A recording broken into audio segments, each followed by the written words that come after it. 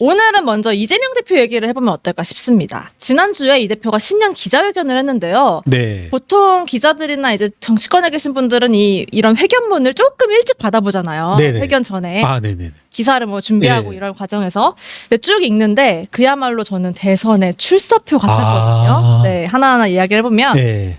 뭐 이념과 진영이 반명해주는 거 아니다. 예. 정치 보복은 없을 것이고 다만 내란범들에 대한 사면은 없다. 뭐 이런 메시지를 줄줄줄 이제 네네네네. 질의응답부터 해서 나왔어요. 이 회견 내용을 좀 어떻게 보셨는지 전반적으로 궁금합니다. 신년 기자회견 모두 발언 네, 전문을 읽었는데 그랬군요. 정말 그런 생각 들더라고요. 이거 다 잘근잘근 씹을 수 있겠다. 아니, 오. 이게 제가 뭐 어떻게 과장하려고 하는 게 아니라 좁게 본다라면 네, 경제팀 역량이 형편없다. 경제팀 이재명 네. 대표의 그 주변의 네. 경제팀. 그리고 네. 뭐랄까요? 그동안 내가 조금 추측해왔던 그런 거랑 별반 다르지 않다. 정말 조금 허당이다. 허당. 네. 제가 이건 뭐 제가 정파적인 차원에서 뭐 이렇게 비난하려고 하는 게 아니라 정말 좀 허접하다. 네. 뭐 어떤 포인트가 있었어요, 주로? 한번 조금은 제 기억엔 한번 제가 몇몇 부분 특히 뭐 정치 부분은 제가 뺐는데 이런 부분들이 있었습니다. 기업이 앞장서고 국가가 뒷받침해 다시 성장의 길을 열어야 합니다. 그러면서 이제 아까 말씀하신 것처럼 이념과 진영이 밥 먹여주지 않는다. 그 다음에 이제 그런 식의 발언까지 나왔죠. 어떤 발언이냐면 기본 사회론을 원점 재검토하겠다. 맞아요. 성장이 중요해서 이제 기본 사회론은 뭐 이제 포기 뭐 그런 기사가 나왔죠. 제가 관련해서 기사가 나와서 이후에 회견 이후에 기자들이 관련한 질문을 했을 때 네네네네. 이재명 대표가 이 성장을 강조하면서 예. 네, 얘기를 했습니다. 그런데 이제 제가 맨 처음에 드는 의문은 그거였어요. 아니 사실은 전 그래요. 그러니까 뭐 저도 어떻게 보면 뭐 소위 말하는 뭐 시민사회에 있으면서 진보적인 포지션 뭐 이런 식으로 넓게 보면 할 수 있는데 네. 저는 성장이라는 뭐랄까요? 뭐 일종의 화두라면 화두?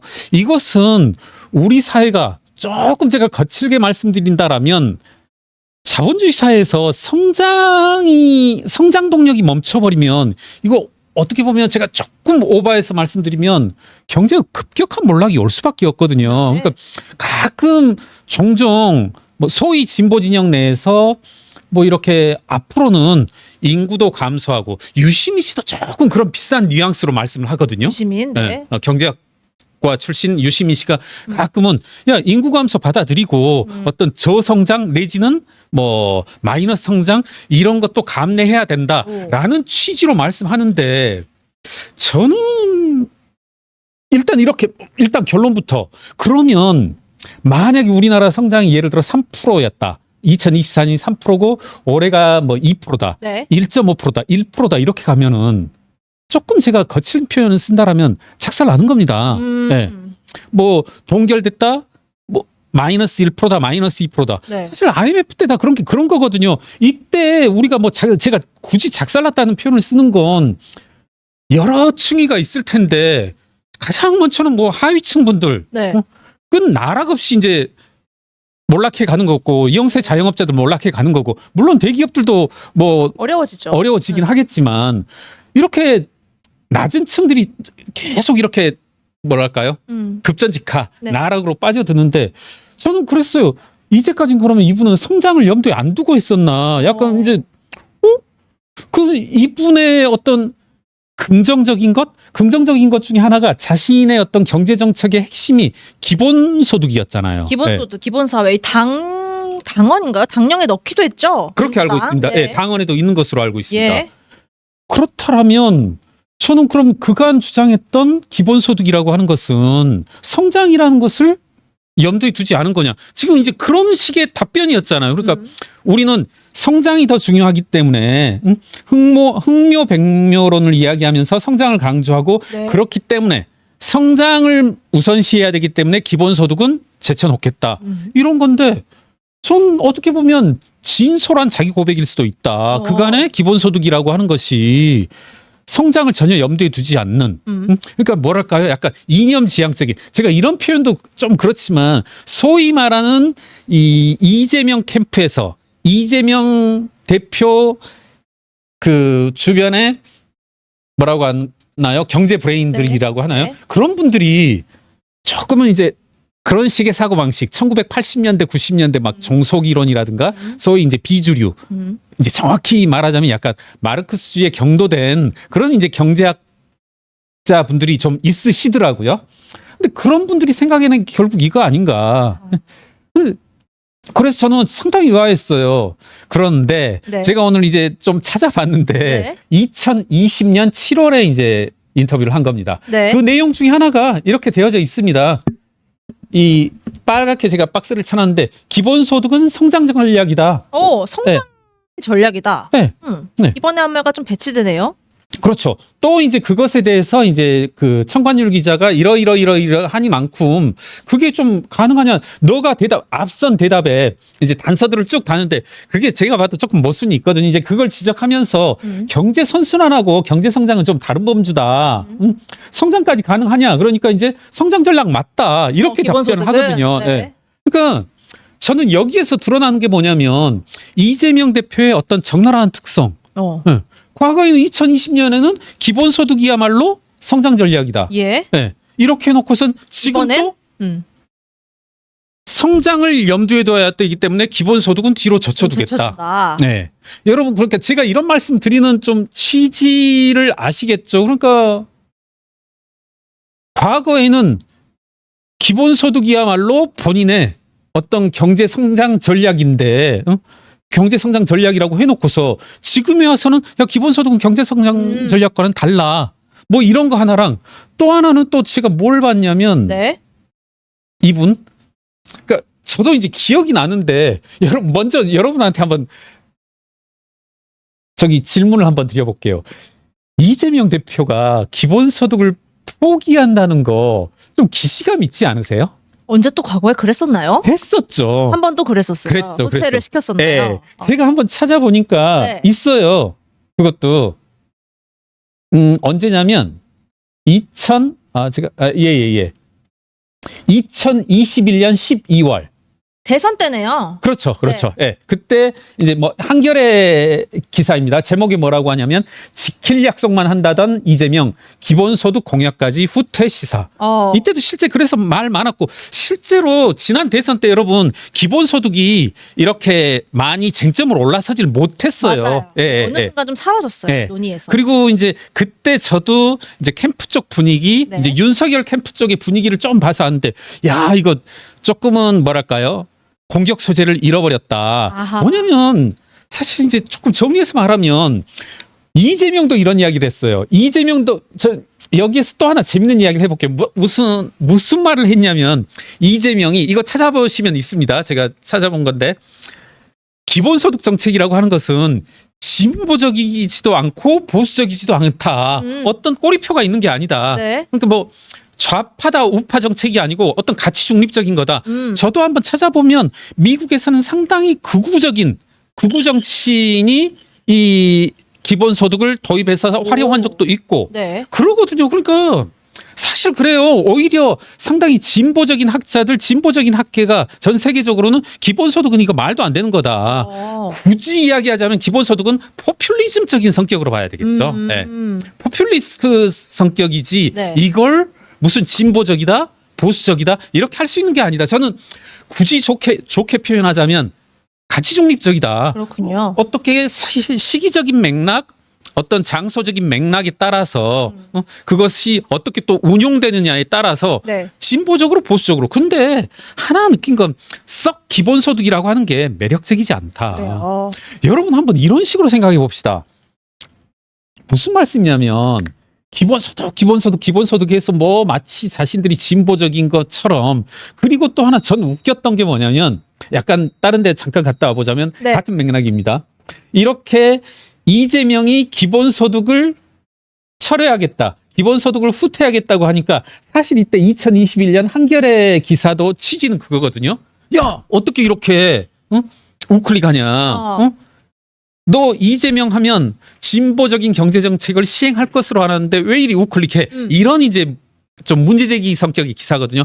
그렇다 하더라도 이게 그 한겨레만 한 게 아닙니다. 모든 신문에서 다 나왔던 겁니다. 저는 이제 그 성격을 좀 적나라하게 혹여라도 보수적인 언론에서 이런 문제 제기를 하면 혹시 또 왜곡된 기사 아니냐 이런 말씀을 하실 수 있을 것 같아서 여기 이제 한겨레에서 따봤었고.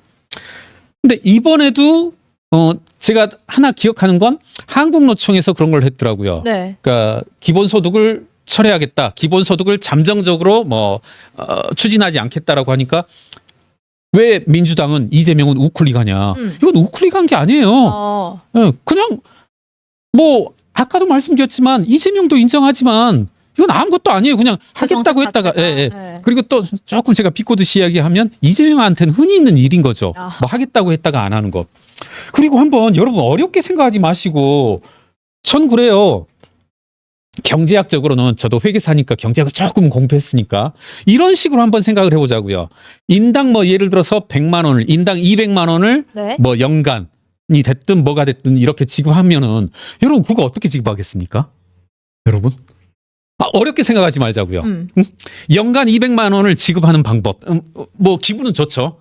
200만 원씩을 2025년, 2026년, 2027년 뭐 보면은 뭐 점차적으로 늘리겠다고 하는데 그걸 어떻게 주겠습니까? 우리 또 이재명 대표 후 경제 브레인 중에 한 분인 그 건국대 경제학과 이 최백은 교수님은 네. 이제 그런 말씀도 했죠. 돈 찍자. 이건 제가 비꼬는 게 아니라 그것도 하나의 방법이죠. 그리고 오히려 이 기본소득을 여러분들한테 국민들에게 연간 200만 원씩 혹은 뭐 연간 1000만 원씩 뭐 이렇게 줄 때 경제적 효과가 미치는 파생 효과가 어떨 건지 가장 극명하게 알 수 있는 것 중에 하나가 화폐 발행인 거죠. 예. 돈을 찍자 있을 수 있는 방법이죠. 네. 최백운도 진지하게 말했고 그리고 한번 먼저 말해볼게요. 그럼 여러분 무슨 일이 일어나겠어요?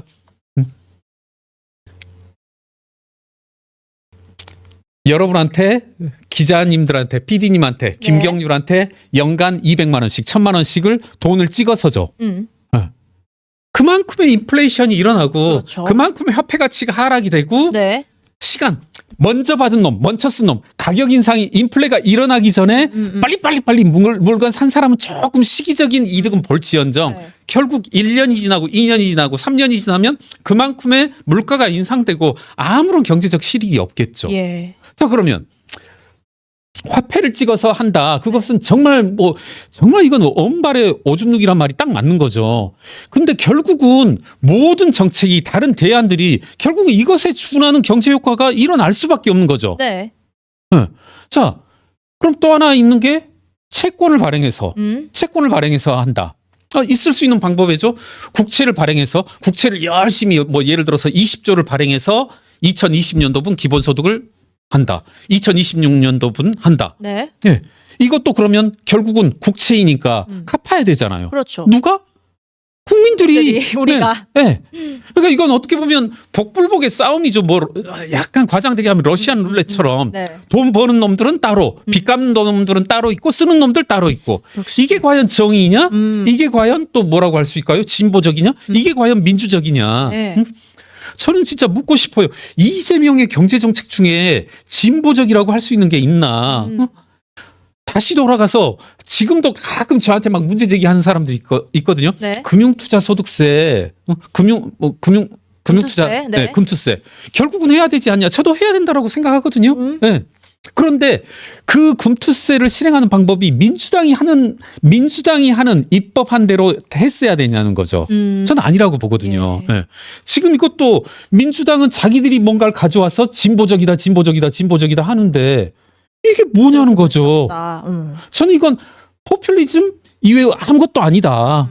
가자 아르헨티나로, 뭐 이거 말고 가자 남미로, 가자 베네수엘라로 이거 말고는 저는 뭐 별로 이걸 가지고 뭐 마치 그러니까 참 한편으로 민주당과 소위 말하는 진보 진영이 네. 참 꿍짝이 잘 맞는다. 이게 좋게 보면 뭐라고 할까요? 뭐 누이 좋고 매부 좋은 게 마치 이재명은 본인의 어떤 진보적인 색채를 약간 누그러뜨리면서 확장성 이런 얘기 확장성 나오잖아요. 그리고 네. 실용주의적인 노선으로 실용. 마치 예. 그리고 중도 확장적인 그리고 뭐랄까요 본인의 날카로운 색채가 무뎌지고 오라한 것처럼 이런 식으로 하고 그리고 또 그것에 대해 이재명은 우클릭했다. 우클릭한다. 이렇게 하면서 그 문제 제기를 하는 사람들은 또 나름의 선명성도 제기하면서. 그런데 둘 다 코미디라는 거죠. 어. 둘 다 웃기지도 않는 짓들을 하고 있다라는 거죠. 그리고 제가 열 받은 김에 네. 저는 그러니까 민주당의 행태는 항상 이런 비슷한 양태들을 가지고 있다. 제가 여러분 이거 보십시오. 그 기본소득제도 그렇고 지역화폐도 그렇고 제가 떠오르는 게 머릿속에 공수처도 그렇고 네. 사회이사도 그렇고 제가 왜 이 네 가지를 한꺼번에 얘기하냐면 이 네 가지 것들이 다 외국에 있는 거지 않습니까? 네. 기본소득, 지역화폐, 공수처, 사회이사 다 해외에 있던 것이고 어떻게 보면 이게 뭐 진보적이다, 보수적이다 가릴 수 없는 가치 중립적인 거예요. 네. 네. 지금 사회이사제 여러분 어떻게 운영되는지 한번 보세요. 정말 지금 제가 오늘 이 방송 이후로 몇몇 교수님들을 만나러 가기로 했지만 네. 이 교수님들이 특히 경영학과 상경계 교수님들은 목 매달잖아요. 사회이사에. 네. 그래서 법적으로 이제 지금 법적으로 3개까지 할 수 있거든요. 사회이사. 네. 되게 그게 대기업들은 연봉 한 7, 8천. 이거 3개 하면 연봉 2억이 되는 거예요. 이거 하려고 이 교수님들이 재벌들에 대해서 쓴소리를 못 냅니다. 네. 네. 그리고 저한테 이제 반농담처럼 그렇게 말씀하시는 분이 많아요. 그러니까 이분들이 뭐 다 이러겠습니까? 그러니까 재벌들에 대해서 어떤 재벌들의 어떤 뭐랄까 전형에 대해서 문제의식을 가지고 계시는 분들이 많은데 그런 분들이 이제 반농담으로 그래요. 김혜기사 나 이번에 당신 뜻대로 모 재벌에 대해서 비판적인 뭐 칼럼, 비판적인 의견서 썼는데 그거로 인해서 나 연봉 5천 깎인 거다. 이런 말 이제 농담처럼 얘기하거든요. 네. 지금 교수님들이 상경계 교수님들은 다 사회이사 자리 이것에 목 매달잖아요. 그렇군요. 그리고 다 아시잖아요. 사회이사라는 게 거수기에 불과하다는 것. 그다음에 공수처. 네. 더 이야기할 이유가 없죠. 이거는 뭐 이따가 얘기를. 네. 전 지금 우리나라 네. 지금 탄핵 계엄 정국의 혼란의 한 네. 적어도 40%, 40% 지분은 가지고 있는. 네. 그리고 지금 나오고 있는 기본소득, 기본소득, 지역화폐.